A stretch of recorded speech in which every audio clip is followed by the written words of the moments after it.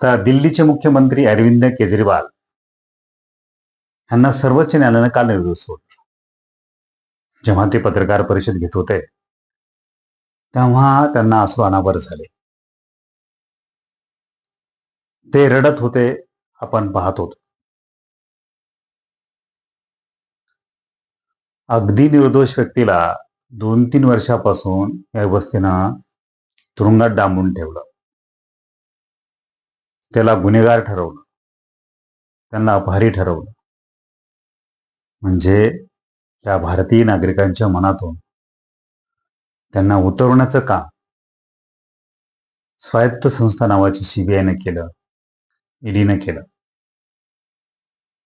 आणि आज ते सिद्ध झालं की अरविंद केजरीवाल हे गुन्हेगार नाहीत, हे अपराधी नाहीत आणि एक चांगला माणूस आहे.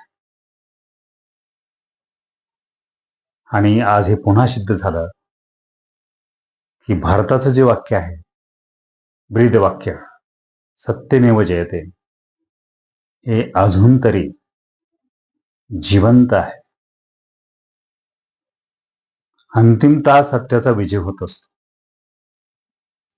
पण सत्याचा विजय होण्यासाठी कालावधी फार जातो आणि निर्दोष व्यक्तीलाही बरंचसं काही गमावून बसावं लागतं. आता ह्या अरविंद केजरीवाल सारख्या निरपराध निर्दोष व्यक्तीला गुन्हेगार ठरवण्याचं पाप केलेलं आहे. ह्या पापाची परतफेड कोण करणार आहे? खरंच असत्याचं साम्राज्य, खोट्याचं राज्य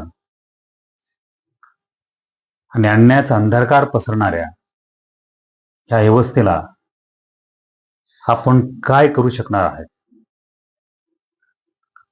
व्यवस्था नाथाडून देण्याचं धैर्य आपल्यामध्ये आहे?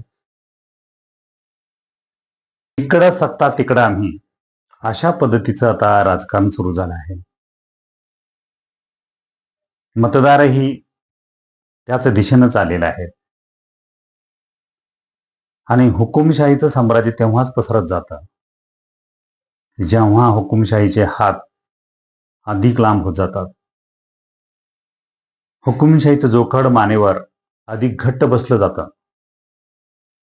तेव्हाच माणसं गुलामगिरीचं जिना आपणहून स्वीकारत असतात. आपला देश अगदी त्याच वळणावर आहे का? तुम्हाला काय वाटतं? ही भारतीय नागरिक, भारतीय जनता अशा अंधार पसवणाऱ्या, अन्याय करणाऱ्या आणि असत्याचा स्वीकार करणाऱ्या लोकांना ज्या विचारणार आहे, त्यांची सत्ता उलथडून देणार आहे का? का सत्तेचा मलिदा आपल्याही पुळेवर मिळावा म्हणून गुंडागुळत बसणार आहे?